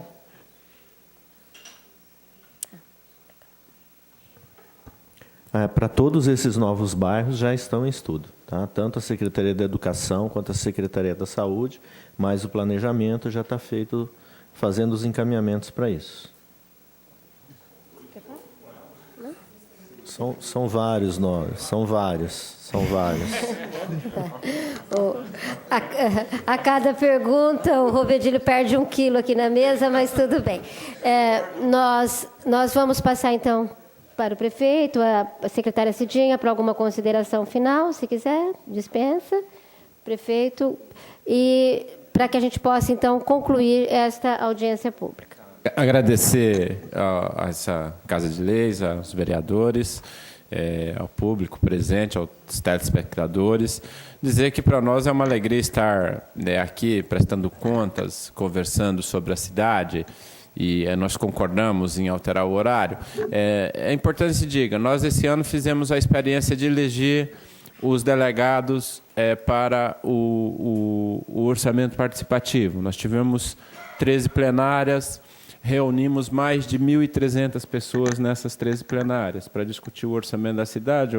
O meu querido secretário da Fazenda, o Rovedilho, esteve em todas. Eu também, mas ele esteve em todas. Os outros secretários, uma ou outra, não esteve. O Rovedilho esteve em todas, discutindo com a população, dando uma ideia do que é possível, do que nós queremos, e também ouvir o que a população quer, o que ela acha. Porque, às vezes, a gente elege uma prioridade em determinada região, quando você vai discutir com a população do local, aquela não é a prioridade dela. Às vezes, o município tem que ceder a prioridade da região, e, às vezes, você tem que colocar os motivos pelos quais aquela necessidade ou aquele desejo será secundarizado. Né? E a gente procurou fazer isso agora no debate do orçamento. Achei que foi uma experiência bem válida. O secretário de Participação Cidadã, o Alex Lapenta, teve assim, a equipe dele teve um trabalho bem bacana. Eu acho que todo mundo reconhece isso, para ouvir, para atentar, para escolher os locais, né?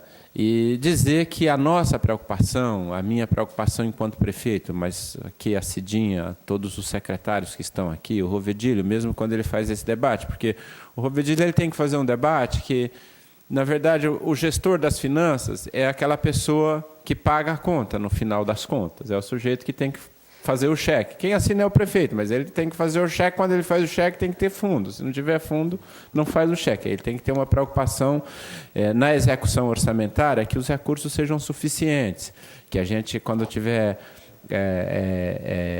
tenha a lei de responsabilidade fiscal, todas as preocupações legais que a gente tem que ter, né? E que, ao largo disso, nós possamos recuperar a cidade, né? Araçatuba, eu gosto de dizer, todo mundo já conhece, é uma das cidades mais bonitas que eu conheço. Eu digo que ela é a mais bonita do mundo. Nós precisamos transformá-la no melhor lugar do mundo para se viver. Eu também, modestamente, já acho isso, mas ainda falta questões estruturais importantes para que isso se realize.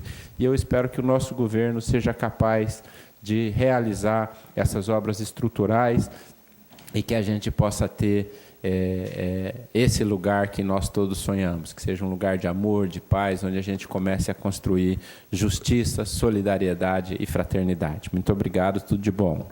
Nós agradecemos ao senhor prefeito municipal, a secretária Cidinha, a quem fazemos um último pedido. Eu vi que ela ouviu atentamente o pedido do Conselho Tutelar e nós sabemos que a secretaria dela tem dado essa atenção. Então, se a gente conseguir viabilizar, né, a possibilidade de atendimento da forma como foi solicitada aqui pelo conselheiro.